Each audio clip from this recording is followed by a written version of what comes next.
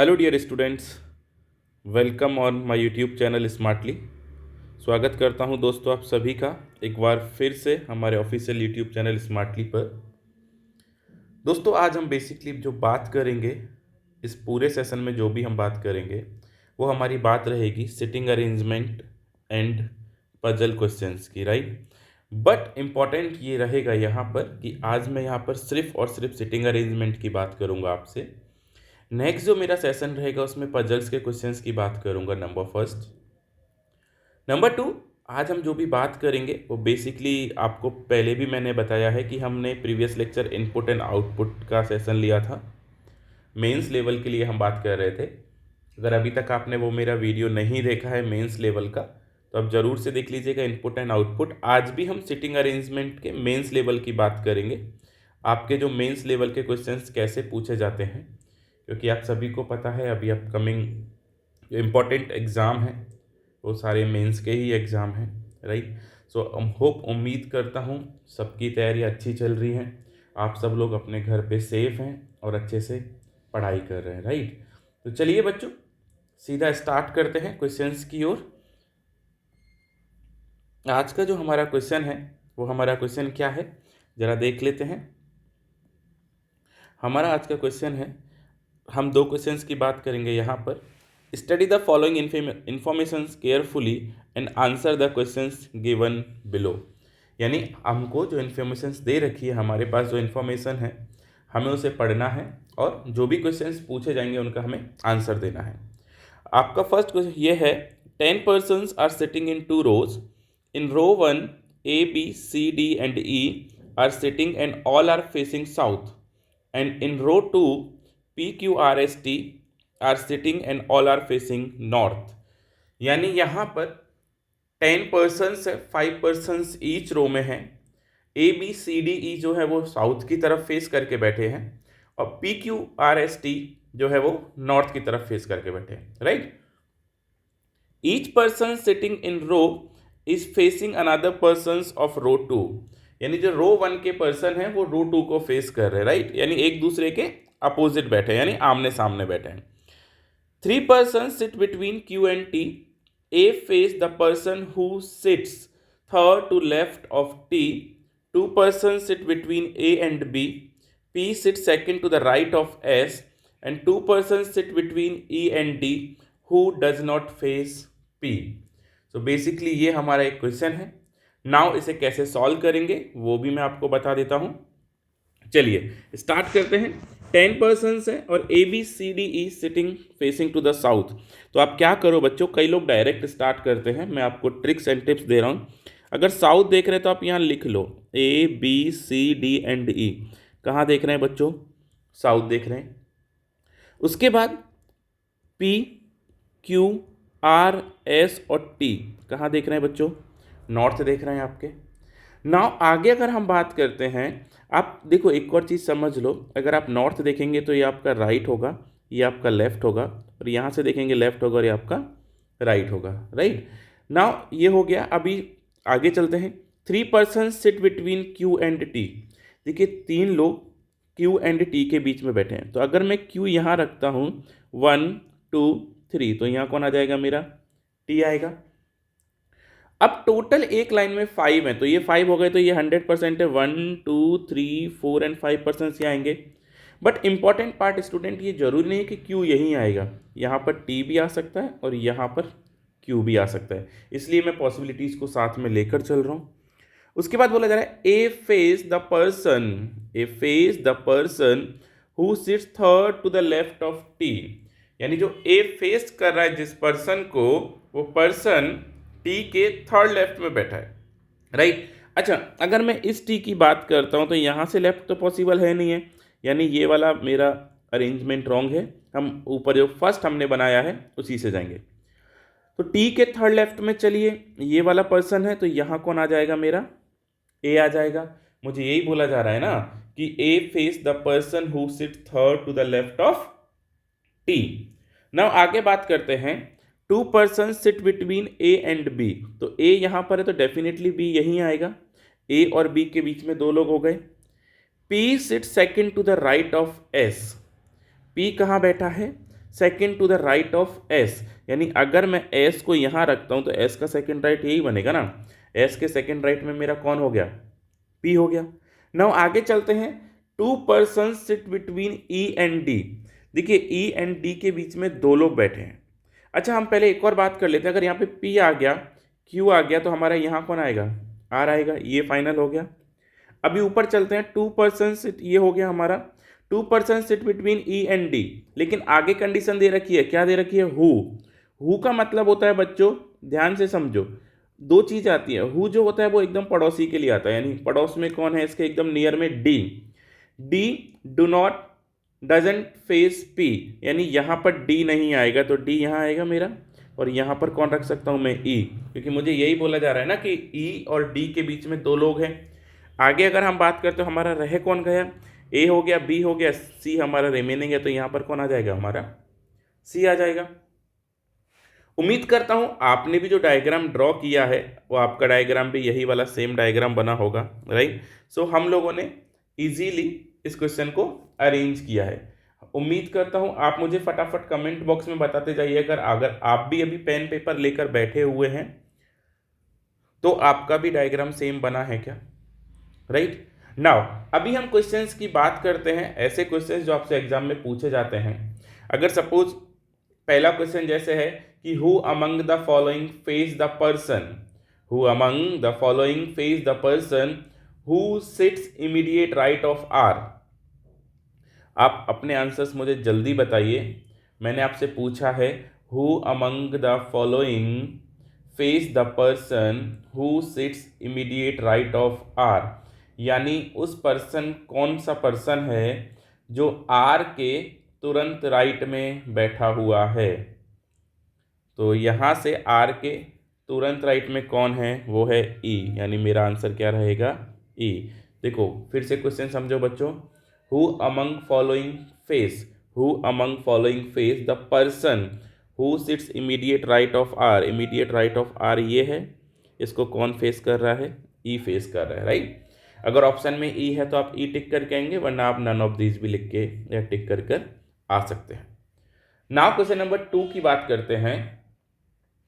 4 of the following 5 are alike in a certain way based from a group, find the one which does not belong to the group। यानी मैं आपको options लिख रहा हूँ यहाँ पर। पहला ऑप्शन है मेरा बी, सेकंड है मेरा सी, थर्ड है मेरा डी, फोर्थ है मेरा टी एंड फिफ्थ है मेरा क्यू। यानी आपको इन 5 ऑप्शंस में से एक ऐसा ऑप्शन मुझे चूज करना है या मुझे बताना है कि जो बाकी 4 को बिलोंग नहीं करता। तो यहाँ पर अगर हम बात करें तो फर्स्ट देखते हैं बी, बी हमारा कॉर्नर पे है, चलेगा। नाउ सी, सी हमारा मिड में है, चलेगा। डी, डी हमारा कॉर्नर पर है, टी हमारा कॉर्नर पर है एंड क्यू हमारा कॉर्नर पर है। यानी 4 जो पर्सन्स हैं वो 4 कॉर्नर पर बैठे हैं, बट सी कॉर्नर पर नहीं बैठा। यानी जो ग्रुप है या एक पर्सन है जो इस ग्रुप को फॉलो नहीं करता, वो क्या रहेगा, सेकंड का आंसर हमारा सी रहेगा। सो उम्मीद करता हूं बच्चों आपको यहां तक समझा होगा। अगर आपको क्वेश्चंस की मैं बात करता हूं तो आप क्वेश्चंस देख सकते हैं, राइट। जैसे हमने फर्स्ट क्वेश्चन देखा था, who among the following face the person who immediate right of R, तो हमारा ई निकला था। तो मैंने क्या बोला, आप नन ऑफ दिस पर भी टिक करके आ सकते हैं। क्वेश्चन नंबर 2 था 4 of the following 5 are alike in a certain way based from a group, find the one who does not belong to that group। तो हमारा आंसर क्या निकला था, सी, क्योंकि B, D, T and Q ये 4 persons जो थे वो 4 कॉर्नर पर थे, बट जो सी था वो कॉर्नर पर नहीं था। सो स्टूडेंट्स उम्मीद करता हूँ ये जो हम लोगों ने सिटिंग अरेंजमेंट किया वो आपको समझा होगा। चलिए फिर से एक नया सिटिंग अरेंजमेंट देखते हैं हम लोग। चलिए स्टार्ट करते हैं। आप पढ़ लीजिए, अगर आपको आता है तो आप भी आंसर्स दीजिए। मैं आपके लिए रीड कर देता हूँ, आपको डायरेक्शंस दे रखा है। Study the following informations carefully and answer the questions given below. 7 family members of 3 generations are sitting in a row. ध्यान से समझना बच्चा, बहुत इंपॉर्टेंट क्वेश्चन है, बहुत ध्यान से पढ़ो। 7 फैमिली मेंबर्स यानी एक फैमिली में कितने मेंबर्स है, टोटल 7 है, और वो 7 मेंबर्स को 3 जनरेशंस में डिवाइड किया गया है और एक रो में बैठे हैं ऑल आर फेसिंग नॉर्थ, सारे लोग नॉर्थ को फेस कर रहे हैं। 3 पर्सन सिट बिटवीन वीज फादर एंड वी सिस्टर, यहाँ पर एक पर्सन है वी, उसके फादर एंड उसकी सिस्टर के बीच में 3 लोग बैठे हैं। आप पहले पूरा क्वेश्चन पढ़ लीजिए, फिर आपको समझ में आ जाएगा। Who sits at extreme end, S is grandson of P, who is mother in law of U, T is husband of R and sits extreme end, V is son of Q, who sits second to the left of T. 3 persons sit between Q and R. P sits second to the left of S, who does not sit next to T. 1 person sit between V and R's son. देखिए बच्चों, यहाँ पर सबसे important क्या है, आपको यहाँ पर जो भी अरेंजमेंट दे रखा है, यानी जो सिटिंग अरेंजमेंट दिया है वो आपको दिया है ब्लड रिलेशन के साथ में। यहाँ पर आपको ब्लड रिलेशन बहुत ही इम्पॉर्टेंट रहेगा। मैं आपको 1 मिनट का टाइम देता हूँ, 1 मिनट का आप लोगों के पास टाइम है। सोचिए समझिए, अगर आपको आंसर आ रहा है तो आप इस डायग्राम को ड्रॉ कीजिए। क्या रिलेशन किसके साथ रहेगा वो भी आप चेक करते रहिए, फिर हम बात करेंगे। और इस वाले क्वेश्चन में पहले हम डायग्राम बनाएंगे या पहले हम फैमिली ट्री बनाएंगे, ये भी हमारे लिए बहुत इंपॉर्टेंट वैल्यू रखेगा।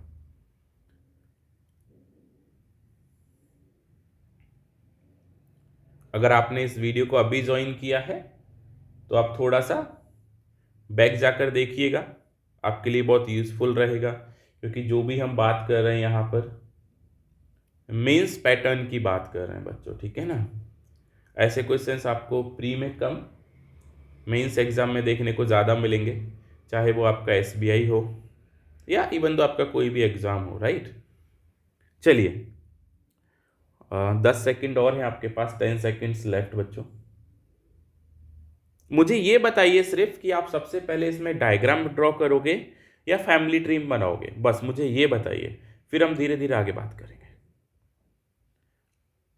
राइट, चलिए टाइम आउट, हम थोड़ा सा समझ लेते हैं यहाँ पर हमें क्या करना है क्या नहीं करना। तो चलिए सबसे पहले हम यहाँ पर एक फैमिली ट्री ड्रॉ करेंगे, क्योंकि हमें यहाँ पर ये नहीं पता कि बी का फादर कौन है, वी की सिस्टर कौन है, राइट। हमें सिर्फ और सिर्फ फैमिली ट्री ड्रॉ करना है, उसके बाद देखना ये क्वेश्चन इतना इजी हो जाएगा कि आप लोगों ने कभी सोचा नहीं होगा, राइट। तो देखिए ऐसे क्वेश्चन में मोस्टली सबसे पहले एक फैमिली ट्री ही ड्रॉ करते हैं। चलिए फैमिली ट्री का लिंक जो है, फर्स्ट लिंक आपको यहाँ दे रखा है, वो क्या दे रखा है, S is grandson of B, यानी हम यहाँ पर एस अगर ड्रॉ करते हैं और ग्रैंडसन है तो आपका प्लस होगा। और देखिए जब भी ग्रैंडसन की बात आए तो हम 2 जनरेशन का गैप होता है बच्चों, याद रखना। तो यहाँ पे कौन आएगा, पी। आपको ये बोला था ना S is grandson, grandson means male. Who कौन, P is mother in law of U, P कौन है, मदर इन लॉ है, यानी क्या होगा, फीमेल होगी। और किसकी, वो है यू की, तो मैं यू को यहाँ लिख सकता हूँ, गॉट इट। चलिए आगे बात करते हैं। T is husband of are.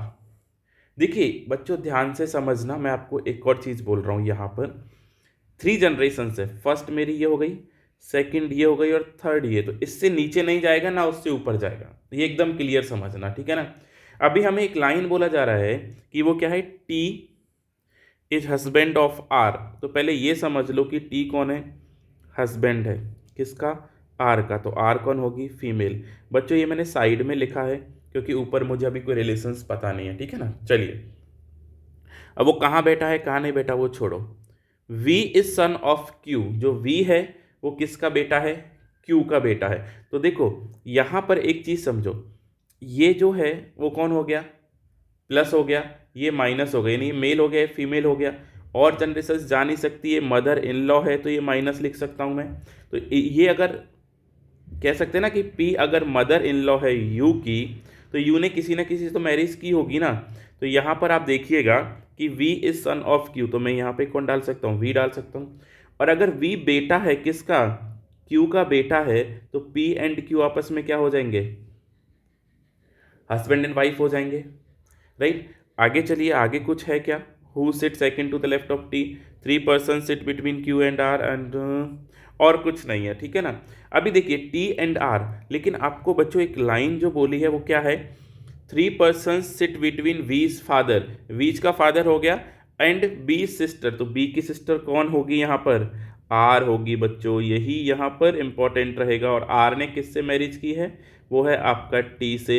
और नाउ यहाँ पर वी का जेंडर क्या होगा, वी का जेंडर होगा मेल, यानी मैं क्या डाल सकता हूँ, प्लस डाल सकता हूँ। तो ये जो मैंने यहाँ पर जो बात लिखी है वो सिर्फ इसीलिए लिखा है कि आपको वापस जाके कोई लाइन पढ़ना ना पड़े, ठीक है। होप उम्मीद करता हूँ ये फैमिली ट्री समझ में आया होगा।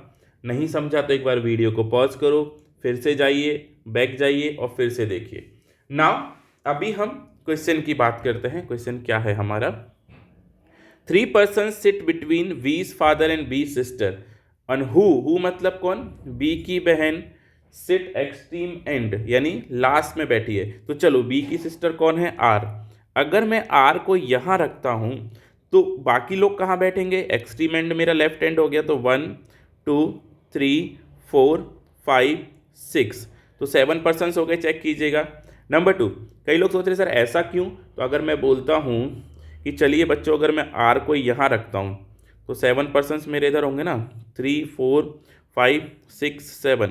ऐसा ज़रूरी नहीं है कि आर लेफ्ट पर ही आएगा, आर राइट पर भी आ सकता है। अभी चलिए वीज फादर, अभी बी के फादर कौन है जरा वो भी देख लेते हैं हम लोग। वी के फादर है क्यू, यानी आर एंड क्यू के बीच में 3 लोग बैठे हैं, तो मैं यहाँ पर भी क्या लिख सकता हूँ, क्यू लिख सकता हूँ, क्योंकि मेरे साथ 2 पॉसिबिलिटीज जा रही हैं। चलिए आगे और बात करते हैं। S is grand son of P हो गया, उससे हमें कोई मतलब नहीं है सेटिंग अरेंजमेंट में अभी के लिए, वो सिर्फ ब्लड रिलेशन का मैटर था। Who is the mother in law of U, वो भी हो गया। T is husband of R, वो भी हो गया। एस एंड, एंड मतलब कौन, टी, सिट एक्सट्रीम एंड, या तो टी यहाँ आएगा या बच्चों टी यहाँ आएगा। अभी देखिएगा मेरे दोनों एक्सट्रीम एंड पूरे भर चुके हैं, राइट। आगे है V is son of Q, who sit second to the left of T, मतलब जो क्यू है, हु किसके लिए आता है, नियर बाई के लिए आता है, तो जो क्यू है वो सेकंड लेफ्ट बैठा है किसके, टी के। तो अगर हम सेकंड वाले जो हमारा हमने पॉसिबिलिटीज़ ली है, ये सेकंड पॉसिबिलिटीज़ है मेरी, ये मैंने फर्स्ट पॉसिबिलिटीज़ ली है, तो सेकंड पॉसिबिलिटी से बात करेंगे तो लेफ्ट पॉसिबल ही नहीं है, क्योंकि सब लोग नॉर्थ फेस कर रहे हैं, तो ये मेरा क्या हो जाएगा, रॉन्ग हो जाएगा। अभी समझिएगा कि क्यू जो है टी के सेकंड लेफ्ट में, ऑब्वियसली यहाँ से देखेंगे तो क्यू राइट में आ रहा है। इसके बाद अगर बात करते हैं 3 person sit between Q and R, तो देखिए क्यू एंड आर के बीच में 3 लोग बैठे हैं, 3 पर्सन बैठे हैं, चलेगा। P sit second to the left of S, P जो है वो सेकंड लेफ्ट बैठा है किसके, एस के। Who does not sit next to T, यानी जो हु मतलब कौन, एस जो है वो टी के नेक्स्ट नहीं है, यानी यहाँ पर कौन नहीं आएगा मेरा, एस नहीं आएगा। तो हमें यहाँ पर देखना है P sit second to the left of S, अगर मैं एस को यहाँ रखता हूँ तो यहाँ कौन आ जाएगा मेरा, पी आ जाएगा। नाउ आगे बोला जा रहा है कि 1 person sit between B V and R's son, R का सन कौन है, एस, और एस और वी के बीच में कौन बैठा है, एक पर्सन बैठा है, राइट। नाउ अभी मेरा लास्ट पर्सन कौन रह गया, वो मेरा रह गया कौन, यू। तो चेक कीजिएगा, देखो यहाँ पर अगर आप देखेंगे तो कितना इजी हो गया। इंपॉर्टेंट पार्ट यही है स्टूडेंट कि आप यहाँ पर कैसे डायग्राम ड्रॉ करते हैं। अगर आप पहले फैमिली ट्री नहीं बनाएंगे तो हो सकता है इसे ड्रॉ करना आपके लिए थोड़ा सा टफ हो जाएगा। उम्मीद करता हूँ आप मुझे बताइएगा सब लोग कि किसका क्या राइट है क्या रॉन्ग है, कितने लोग राइट हैं, है ना। चलिए नाउ हम क्वेश्चंस की बात करते हैं। क्वेश्चन क्या है हमारा देख लेते हैं।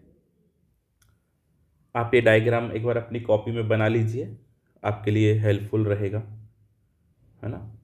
अपनी कॉपी में ज़रूर से ड्रॉ कर लें, क्योंकि मैं डायरेक्ट फिर सीधे क्वेश्चंस आपकी स्क्रीन पर थ्रो करूँगा एंड क्वेश्चंस का आंसर आप ही को देना है बच्चों, है ना। मैं यहाँ पर इसीलिए वेट कर रहा हूँ। मेरा मेन एम है आपको जो पैटर्न है, जो डायग्राम है वो कैसे बनता है, होप उम्मीद करता हूँ आपने बनाया। नाउ क्वेश्चंस आपकी स्क्रीन पर मैं डाल रहा हूँ यहाँ पर। आपके पास जो क्वेश्चन है, question number 3, question number 4 and question number 5। चलिए क्वेश्चंस देख लेते हैं हम लोग। आपको क्वेश्चन नंबर 3 बोला जा रहा है, who among the following sit second to the left of V's wife. जो वी की वाइफ है उसके सेकंड लेफ्ट में कौन बैठा है? तो बताइएगा कौन बैठा है यहाँ पर। पहले तो आपको ये देखना है कि वी की वाइफ कौन है। तो बच्चों वी की जो वाइफ थी वो थी यू, राइट। एंड अगर आपने डायग्राम ड्रॉ किया है तो यू के सेकंड लेफ्ट में कौन बैठा था? आर बैठा था। यानी यहाँ पर कह सकते हैं कि आर जो है वो मेरा राइट आंसर होगा, है ना। और दूसरी बात, यहाँ पर आर का अगर रिलेशन हमने देखा तो आर कौन है? सिस्टर है किसकी? वी की। नाउ नेक्स्ट देखते हैं, how is Q related to T. Q related to T, बताइएगा क्या रिलेशन है यहाँ पर। आपको ये आंसर कमेंट बॉक्स में डालना है। In question number 5, how many persons are sitting between son of T and father in law of U, है ना। आपको ये भी बताना है कि सन ऑफ टी, टी का जो सन है, कौन था टी का सन? वो था एस, राइट। आपको पता होना चाहिए क्योंकि हमने प्रीवियस देखा था। And father in law of you, you का जो फादर इन लॉ है, राइट, डेफिनेटली सही है कि यू के जो फादर इन लॉ है और टी का जो सन है उसके बीच में कितने लोग बैठे हैं। अपने आंसर्स हमें बताइएगा कमेंट बॉक्स में। आगे हम एक और क्वेश्चन की बात करते हैं जो आपके लिए बहुत ही हेल्पफुल रहेगा अपकमिंग एग्जाम्स को देखते हुए। तो चलिए एक और क्वेश्चन लेते हैं आपके सामने। बच्चों क्वेश्चन आपकी स्क्रीन पर है, आप देख लीजिएगा एक बार आपको क्या क्या बोला जा रहा है। यहाँ पर समझना बहुत इंपॉर्टेंट है। A square table is inscribed in another square table. 8 family members P, Q, R, S, T, U, V and W are sitting in the middle of the side of squares। यानी यहाँ पर 8 family members हैं और square की जो side हैं वहाँ बैठे हुए हैं। Each person sit one square is facing their spouse. वो अपने स्पाउस को फेस कर रहे हैं। V faces Q. Only one person sit between V and husband of R. W faces the one who is an immediate neighbor of R. P is an immediate neighbor neither of R nor of W. W does not face T. P sits immediate left of S who face inside. Right, यहाँ पर समझिएगा question क्या बोल रहा है। आप diagram draw कीजिएगा, फिर मैं आपको बताऊंगा कि इस डायग्राम को और कैसे बना सकते हैं या आप कितने राइट हैं या कितने रॉन्ग हैं, वो भी इम्पोर्टेंट रहेगा। आपके पास अगेन 1 मिनट और 2 मिनट यू कैन टेक, आपके पास टाइम है। आप डायग्राम ड्रॉ कीजिए, पेन पेपर लेकर। उम्मीद करता हूँ आप जरूर से बैठे होंगे। और दोस्तों अभी तक इस चैनल को सब्सक्राइब नहीं किया है तो एक बार सब्सक्राइब जरूर कर लें लेटेस्ट नोटिफिकेशन के लिए। बेल आइकन प्रेस करना ना भूलें। हाँ, important part student, RBI grade B जो है उसका नोटिफिकेशन आउट हो चुका है ना। आपके लिए सारी चीज़ अवेलेबल है। न्यू बैच भी हम स्टार्ट कर रहे हैं आरबीआई ग्रेड बी के लिए। टाइमिंग रहेगा 2 to 4 PM। वीडियो के लास्ट में आपको एक पोस्टर दिख जाएगा। कॉन्टैक्ट डिटेल, अगर आपको कुछ इन्फॉर्मेशन चाहिए तो गिवन नंबर पर आप मुझे कांटेक्ट कर सकते हैं। बस आपका एक ही एम होना चाहिए कि आपको एक गवर्नमेंट सीट लेनी है, एग्ज़ाम क्रैक करना है, आपको एक अधिकारी बनना है। बस इतना याद रखना। हम और आप मिलके वही प्रयास कर रहे हैं कि आपको एक अच्छा अधिकारी बनाया जाए।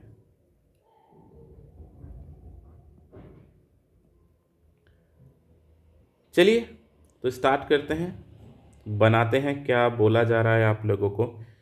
एक स्क्वायर टेबल है, देखो बच्चों, ये मैंने आप लोगों के लिए एक स्क्वायर टेबल बना दिया, ठीक है। अभी बोला जा रहा है कि इसके अंदर एक और है, राइट। थोड़ा सा दोबारा बना लेते हैं, आपके लिए थोड़ा बड़ा बना देता हूँ। ये एक स्क्वायर टेबल है और एक स्क्वायर टेबल इसके अंदर है।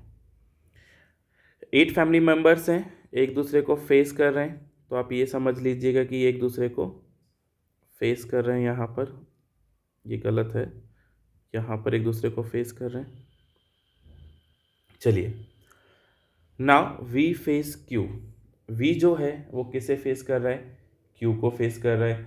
अच्छा, अब कई क्वेश्चंस ऐसे आते हैं कि सर वी को कहाँ रखें, क्यू को कहाँ रखें।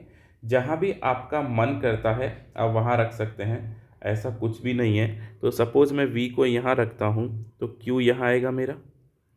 Now only one person sit between we and husband of R. देखिए, वी और हस्बैंड ऑफ आर के, यानी आर का जो हस्बैंड है उसके बीच में एक पर्सन है। तो अगर वी यहाँ पर है तो मैं कह सकता हूँ कि हस्बैंड ऑफ जो आर होगा, है ना, वो कोई भी हो सकता है। यहाँ मैं थोड़े टाइम के लिए एच लिख देता हूँ, ये हस्बैंड है तो डेफिनेटली ये इसके सामने कौन आएगा?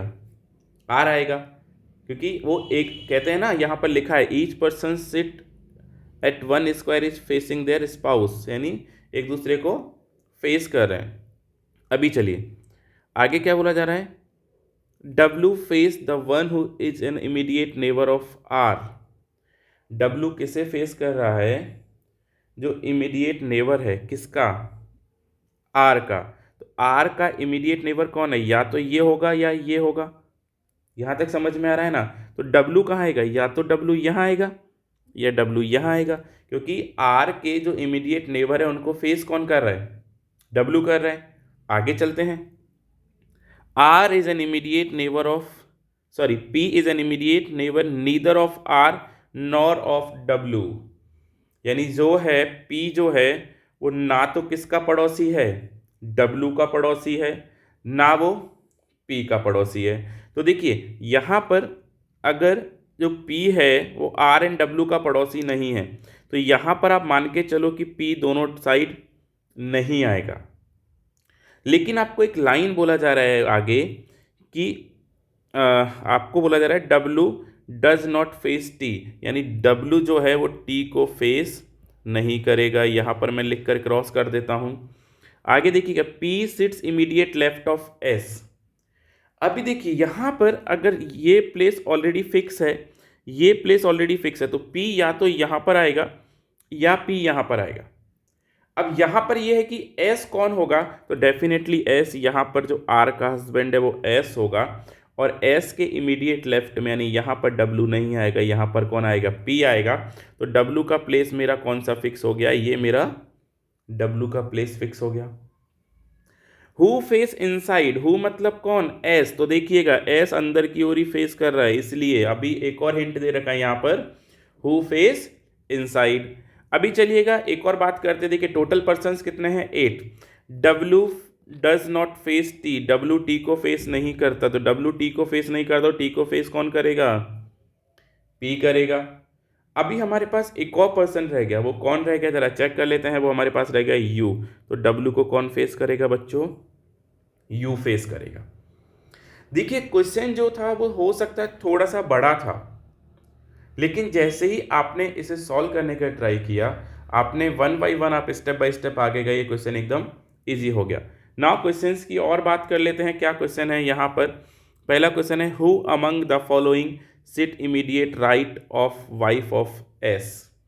आप जरा देख लीजिएगा कि यहाँ पर who among the following sit immediate right of the wife of S, कौन रहेगा? चलो ये आपका डायग्राम है। इमीडिएट राइट, देखिए ये हस्बैंड है ना, तो ये कौन हो गई? इसकी वाइफ हो गई। एस की वाइफ के इमीडिएट राइट में कौन बैठा है?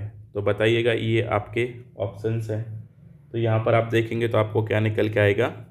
टी निकल के आएगा, right. Now question number 7, who among the following is spouse of you. चलिए यू का स्पाउस कौन है जरा देख लेते हैं, वो क्या निकल के आ रहा है आपका? W निकल के आ रहा है, तो यहाँ से मैं कह सकता हूँ जो आपका आंसर रहेगा वो क्या रहेगा, W। Next, who among the following face T, T को कौन फेस कर रहा है, तो यहाँ पर देख लेते हैं टी को कौन फेस कर रहा है, वो कर रहा है P। तो बच्चों आपका जो आंसर है वो यहाँ पर एक बार देख लेते हैं। तो यहाँ पर क्या बोला था, who among the following face T, तो मेरा आंसर क्या निकल के आया यहाँ पर P। सो उम्मीद करता हूँ कि आपको जो अभी तक मैंने जितने भी सिटिंग अरेंजमेंट पढ़ाए हैं वो आपको समझ में आए होंगे। कुछ भी डाउट्स हैं, कोई भी क्वायरीज़ हैं, आप मेरे नंबर पर कॉल कर सकते हैं, कोई भी क्वायरीज़ आप पूछ सकते हैं।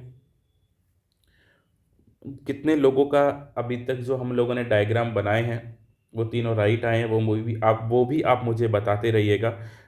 आज के लिए हम इतनी ही बात करेंगे। ये एक और क्वेश्चन है, चलिए इसे हम नेक्स्ट सेशन में बात करते हैं, ठीक है ना। आज के लिए हम इतनी ही बात करेंगे, या आपको लगता है तो आप क्वेश्चन नंबर 9 एंड 10 आप सॉल्व कीजिए, राइट। ये एज ए होमवर्क मान लीजिए आपका, है ना।